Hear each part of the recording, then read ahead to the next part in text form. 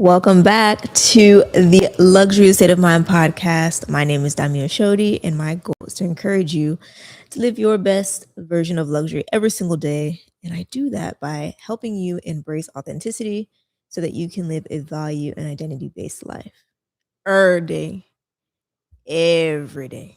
So we always say it doesn't matter what season you are in life, you can live in luxury because why? It is tailor made to you. So, welcome back to another episode. I'm so glad to have you here and for us to chitty chat, for us to talk. You already know what it is on the podcast. We have our tea available. Today, we're drinking Christmas Bath. Yes, the holidays are over, but it was a special edition. And my gosh, it is delightful. If you're drinking something while you're watching this live or hearing this podcast, let me know in the comments what you drinking. We're trying to do it really cozy and just, really cute and comfortable as we have these conversations. So it's still the beginning of the year. I hope that the new year for you has been wonderful, fantastic, amazing. And one thing we're going to be talking about today, and I think this will help, especially if you are saying to yourself that, oh my God, this year I want to be more disciplined, or oh my goodness, I want to be this and that. And I feel like if I could just have these qualities, then I would be successful for this year. Or maybe you've set some New Year resolutions and you're hoping and praying that you will keep to them. Well, my friend, I'm going to give you a major key that will help you along your journey of actualizing the goals that you want to achieve and just becoming more. So, we're going to be talking on the topic of identity and really talking about this bigger thing of becoming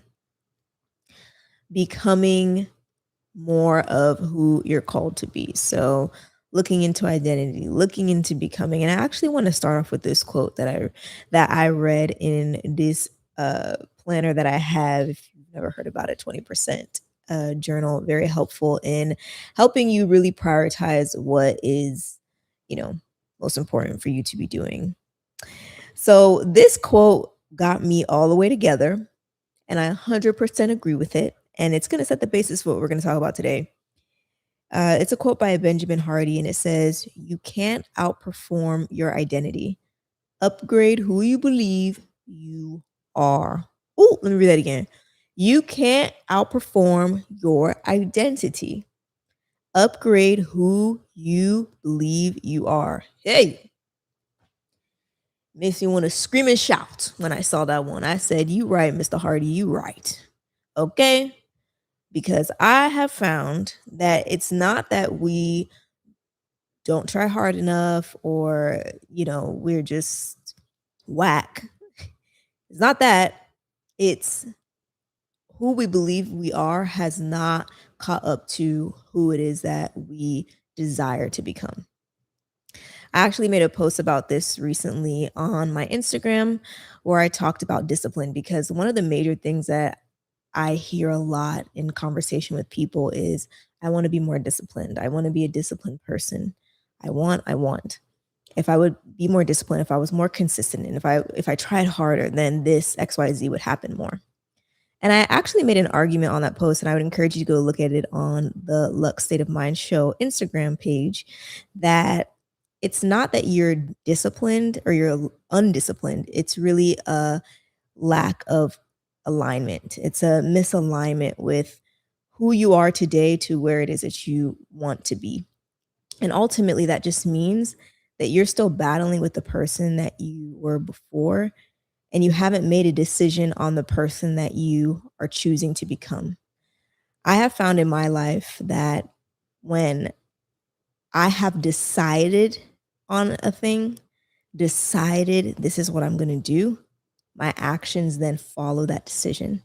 So it's no longer a wishing or a wanting to do something or be something. I have decided to be that. And from that decision, choosing to then act in accordance with that new person. This was actually something that I observed and learned over the years. Sometimes I forget that, oh my gosh, I have the opportunity to make choices and to choose things. Sometimes I think, oh my goodness, I just leave it up to chance, but I can choose. For example, when I chose at 25 that I wanted to be a healthy person, and then from there, thinking, how would a healthy person act? Or when I went to a leadership training last year that completely changed my life, and they taught us the ability and the power of being able to choose this is who I'm going to become moving forward. Because as I become this person, and maybe for you it's more disciplined, or I become more vulnerable, or I become more loving, whatever that is, you can assume what does that person do and then act accordingly. So I was having a conversation with a friend a couple days ago, and we were just catching up. It had been a while since we had talked. And I was telling her just different areas that I feel called to grow in. And this is actually one of them. I know I wanted to make some changes this year and see different results. And I realized that I'm still thinking at the level of where I currently am, not necessarily where I'm trying to go. One of the things that we were talking about is owning that identity, for example, of being a business owner. That instead of maybe when it looks a certain way, then I would say I'm a business owner. But then at this current stage, with what I have and what I'm doing and building, owning that identity that I am a business owner, that I own a business, or I am an entrepreneur. And even a little bit further and deeper is I am a wealthy person. And we were just like talking about that, about how difficult it is to feel one way, but know you're called to be another. But then we recognize that we have to choose that this is who we are. So that empowers us to then say, okay, well, if I'm a business owner, what would a business owner be doing? How would they be moving? How would they be acting? Or if I'm supposed to be a person of wealth, what would that look like? Perfect example of that is educating myself on money or educating myself on wealth. And one of the major things that I've actually found, I'm reading a book. Ugh, I don't have it here with me right now. It's called Killing Sacred Cows by Garrett Gunderson. And I mean, basically every single person that I love has talked about this book and about this author, so I had to pick it up because I'm like, I like what they got. So let me read what they be reading. And he was one of the people that they recommended. And ultimately, he kept saying, and a lot of the people that I follow and enjoy their content also say that wealth creation first comes from value, being able to create value in the world, being able to solve problems is one of the foundations of being a wealthy person. So, reading the book, learning about that concept, learning how to be a person of value, to see gaps and be able to create those value pieces for people is the foundation of wealth. So then I want to start looking, okay, how do I create more value with what I have? How do I invest into things that will not only create value for me, but for other people? Fun fact, did you know that you can actually learn how to be a good investor? I know, like, I don't know about you. I'm gonna be honest. I don't know about you, but for me, sometimes it feels like you just leave it up to chance. But after reading and educating myself, and I'm still gonna go through that journey of educating myself more, but knowing that, oh my gosh, like you can learn the skill of making good investments. Didn't know that. I didn't know that. Being real with you right now. But yeah, you can actually learn the skill. So then that's also another area to learn how to be a good investor if I want to be a wealthy person.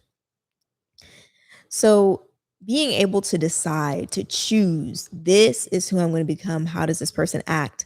That's one when you want to become. And for example, if being disciplined is what it is that you want to be, instead of saying I want to be more disciplined, say I am disciplined. I used to be undisciplined, but now I am disciplined. And I actually caught myself doing this in a conversation with that same friend. One of the things that I am growing in, and I know for a that I must evolve and grow in is being decisive.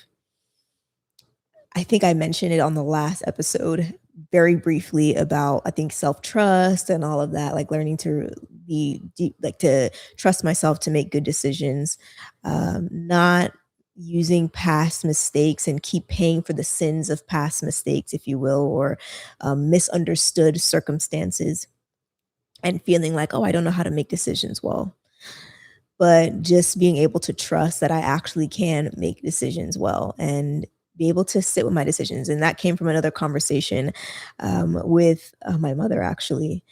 She gave me some, like, I mean, she gave me advice, and I just felt like, oh my God, God is speaking to me. Like, I really have to work on this. And he was already highlighting it to me, anyways. But her speaking that to me made me realize, no, this is something that needs to be worked on, because the amount of hours, I don't know if you can relate to this, but the amount of hours spent on just, okay, should I do this? Should I do that? What am I going to do? Like hours upon hours agonizing over making a decision and realizing that, oh my goodness, this is actually sometimes a waste of time. Yes, it is good to be detailed. Yes, it is good to be thorough, but sometimes make a decision and face the results of what that decision leads to. Of course, like the best decision that you can make, not like some crazy, weird stuff. But anyways, I was having that conversation with my mom, and that really encouraged me to really look at myself and be like, okay, Dami, we need to be decisive. So in that conversation with a friend, we're talking about business, we're talking about other things. I was telling her about, I need to be decisive. And there I went. I said that exact words, like, oh, um, or I said to her, I know I can be indecisive. I can be an indecisive person. Not in everything, but I can be an indecisive person. And I caught myself immediately, and I'm so glad I did, because I realized, again, that power of choice and upgrading how I see myself and what I believe about myself. Literally, as those words slipped out of my mouth, I paused and I said, that was who I used to be. I am a decisive person. I am a decisive person. And it seems kind of funny, right? Like, duh, like you were just indecisive not that long ago, maybe even an hour ago, a minute ago, yesterday, 2 days ago. But at any point and at any moment, you can actually choose, this is who I am going to be moving forward. So I'm glad that I had that moment, because in any moment where I think to myself, oh, I identify with, I am an indecisive person, I can choose, I am a decisive person. And then again, being conscious in my choices, choosing to act like a decisive person. And let's say I don't know how a decisive person acts. I can observe other people that I feel are decisive. I can read on being self trusting and trusting myself. I can practice it in the very small little ways of making decisions. I don't know about you, but that is, sometimes I agonize over very silly decisions because I'm scared of what would the outcome be. I'm learning that sometimes you just have to make a decision and face the outcomes of those decisions. Even as simple as ordering food at a restaurant, you'd be surprised. But those are ways to practice that decisiveness. But ultimately, this is not about my issues and things, but really, this is just about realizing that if you want 28, 26 to be a good year, it's about getting in alignment with who you know you're called to be, getting in alignment with who you are becoming versus wrestling and constantly wrestling with this old you, even if that old you was a minute ago, even if that old you was an hour ago.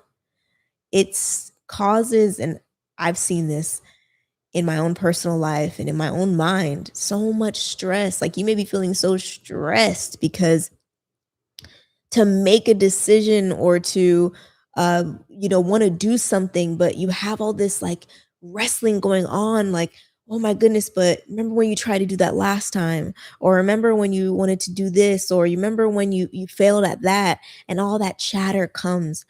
But that's the tension.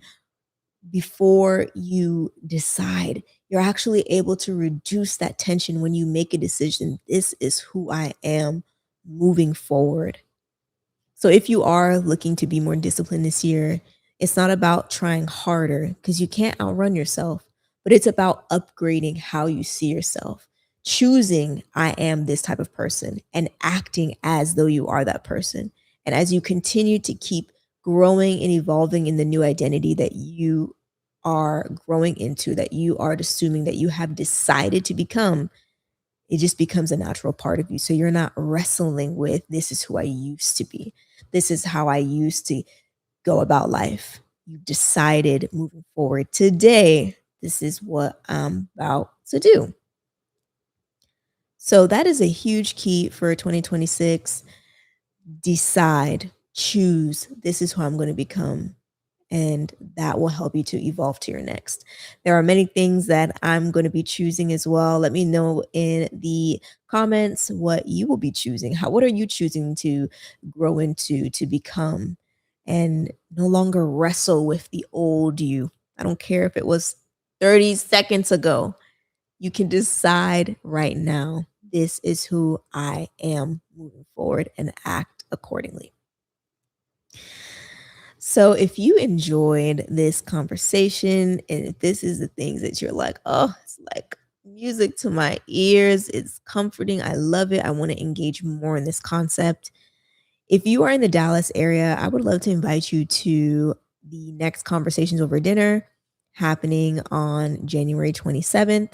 The link for that event is going to be in the description of this episode. So there's only 10 there's only 10 spots, only 10 seats at the table. It's supposed to be a very intimate event. Ultimately, we're talking about alignment, how we can get aligned and get aligned not just for today, but for the rest of the year. How can we get aligned with our values, with the identity that we are believing we're called to be, rising to that occasion and making decisions from a grounded space that will set us up for success for the rest of the year. So that's what we're going to be engaging in. Again, very intimate event, only 10 spots. And currently, right now, two of those spots have been taken. So there's only 8 spots available today. So I would love for you to look in the description. You can sign up to be a part of the event. And I would love to meet you in person so we can have greater conversations because in this season, we are getting in our aligned era. Another thing as well, that if you want to continue to engage with more people just like yourself who are growing, evolving, and want to continue the conversation in a deeper way, then I would love to invite you to the Luxury State of Mind paid community. I am currently doing a wait list for that community just to see, who wants to be a part and just to continue to grow the Luxury State of Mind community in that way. If that is something of interest to you, so it's not that we just only talk on the podcast or maybe once in a while an event, but it's going to be on a consistent basis and you get to be in community of other women, then you should join the wait list and then you'll be the first to know when the community officially opens up. So that will also be in the description of the episode. Well, I just want to thank you so much for listening. I hope this was helpful for you, and I cannot wait to speak to you on the next episode. Bye.